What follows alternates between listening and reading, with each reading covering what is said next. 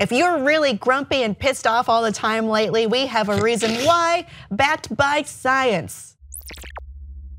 It's because it's hot. It's summer, it's real hot. We're all crabby. We want to leave.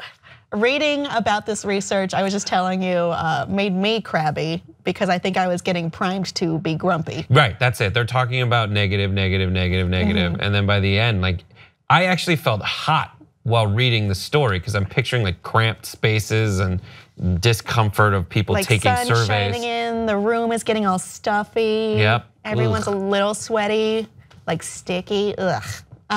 So researchers from Lehigh University and Northwestern University's Kellogg School of Management, respectively, conducted a few different experiments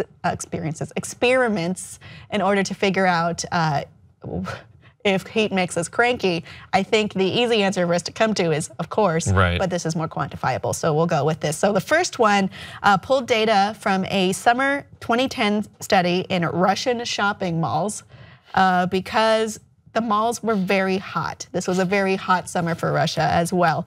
And they found that store employees at one specific store were less inclined, 59% less inclined to ask customers, can I help you? Do you need assistance at all? Let me show you this, let me show you that. They could not be bothered. Dude, because you don't want to do anything when you're hot. No, you don't. You just, that's why they invented like porches in like the South. People just sit out on the porch, just trying not to burn. In the second experiment. Let's talk about our first experience. Well, no.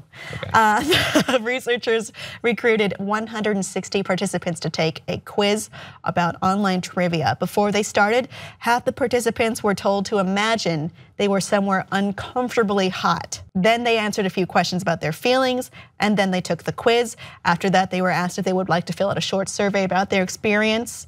So the trivia quiz was just a trick. They didn't care about that at all. But the post-quiz survey after was what really they were looking at. What they found was, well, most people didn't take the survey because they were hot and grumpy from the group that was told to think they were hot. And people who'd had to think about whether they were hot were significantly less likely than others, 44% versus 77%, to agree to do the survey at all. And then when they did, they reported they were tired and less happy. Right, and some of this was just like telling people to think they were hot. I know. Which is interesting. Which is what I did. Have you ever been like on a cold street, like outside in the cold, and you're shivering, and then you think to yourself, I'm just gonna stop shivering, I am warm. And then I've been able to use just that thought process to stop my shivering. And this seems to lead credence to that batshit crazy approach of just like telling yourself you're a different temperature. I've never been able to do that. Really? I actually have a harder time with cold than I do heat. Huh. I get really upset. All I think about is how cold I am. I complain a lot and loudly.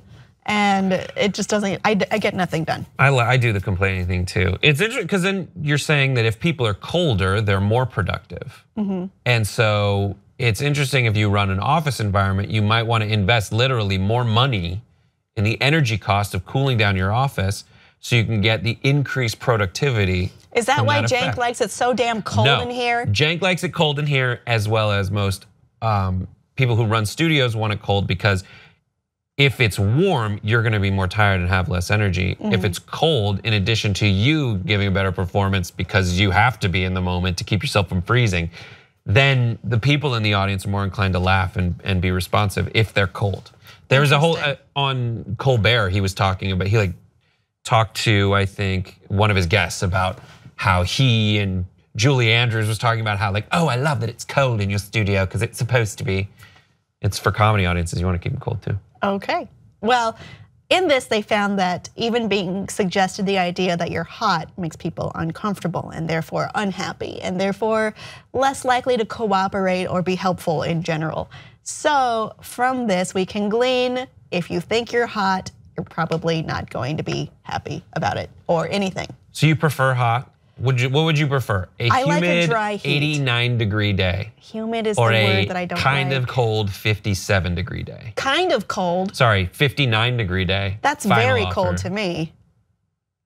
Muggy, Valley. I don't like muggy. Muggy, you have to choose. I like a dry heat. Yeah, so you like to be comfortable. We're gonna make you uncomfortable. You have to choose between a muggy park in the valley at like 4:30. The valley? And it's my hometown, so that I know how terrible it is.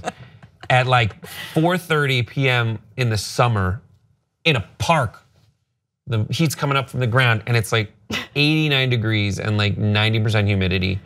Or I'll take the cold. Yes. You win. That's it. That's all I wanted. Audience, how do you do in the heat? Can you just not stand it? Do you get nothing done? Are you a real jerk to your friends and your enemies? Please let us know below, and please like and subscribe for more.